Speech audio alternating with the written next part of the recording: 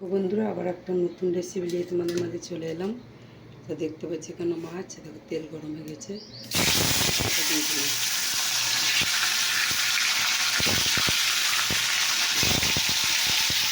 আর এখানে দেখো তেল গরম হয়েছে।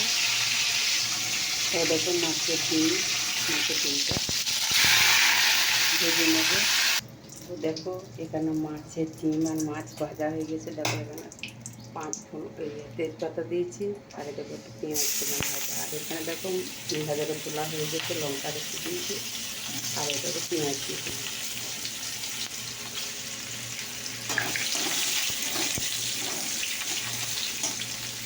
সেটাতে একটু পেঁয়াজটা ভাজা হচ্ছে, এবার আলু কাটা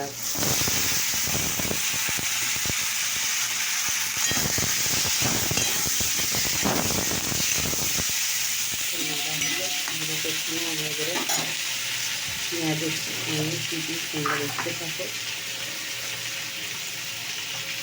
এরকম নুন দিলাম, পরিমাণ মতো নুন, একটু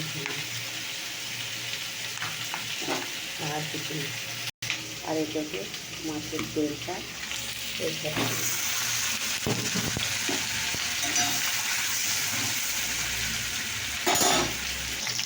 আলুটা একটু নাড়া হয়েছে।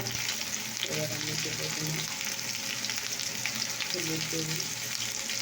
পরিমাণ মতো জিনিসটা ঘটানো থাকলে, আর নুন দিয়েছি স্বাদ অনুযায়ী নুন, যেমন খাবে স্বাদ অনুযায়ী নুন।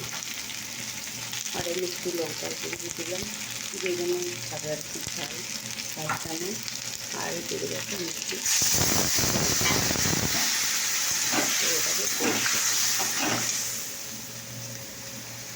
দেখো আমার মাছের তেলটা ভাজা হয়ে গেছে, সব করে দিলাম অন্য মতো।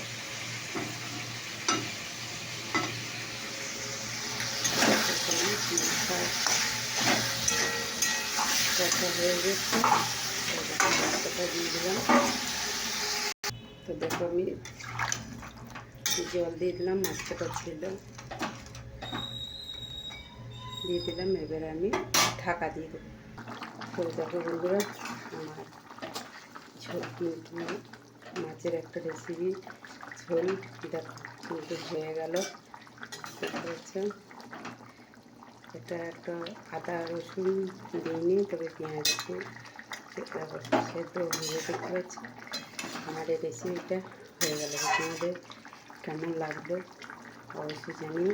হ্যাঁ, তবে একটা কথা, জিরে গুঁড়োটা তোমাদের দেখায়নি, যেহেতু জিরে গুঁড়োটা আমি দিয়ে দিয়েছি। যখন জল দিলাম তখন একটু জিরে গুঁড়ো দিয়ে দিয়েছি। তো তোমাদের এই রেসিপিটা কেমন লাগবে অবশ্যই কমেন্ট করে জানিও, ঠিক আছে? তো আমি নতুন রেসিপি দিচ্ছি, তোমাদের কেমন লাগছে? তবে বেশিরভাগই নিরামিষ, আমি নিরামিষটাই বেশিরভাগ করি, সেই জন্য নিরামিষটা তোমাদের সামনে তুলে ধরি। তোমাদের এই রেসিপিগুলো কেমন লাগছে অবশ্যই লাইক, কমেন্ট, শেয়ার, সাবস্ক্রাইব করে পাশে থেকো বন্ধুরা।